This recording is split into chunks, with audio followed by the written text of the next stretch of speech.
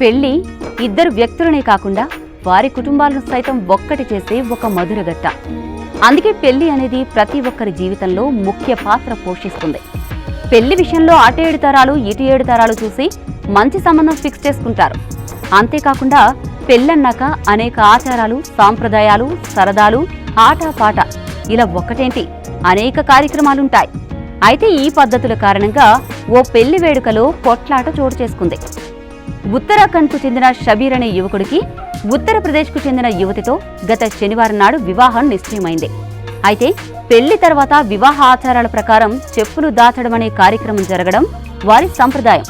అందులో భాగంగానే వధువు కుటుంబ సభ్యులు వరుడి చెప్పులు దాచిపెట్టారు. తిరిగి ఇవ్వాలంటే 50,000 రూపాయలు ఇవ్వాలని సరదాగా ఆట పట్టించి డిమాండ్ చేశారు. అందుకు వరుడు అంత కాదు అంటూ 5,000 రూపాయలిచ్చాడు. అయితే వధువు బంధువులు అందుకు అభ్యంతరం చెబుతూ హద్దు మీరి బిచ్చగాడు అంటూ విమర్శించారు.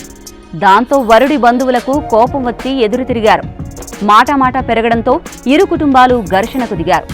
అనంతరం వరుణ్ణి గదిలో బంధించి ఏకంగా కర్రలతో చితక్కొట్టారు.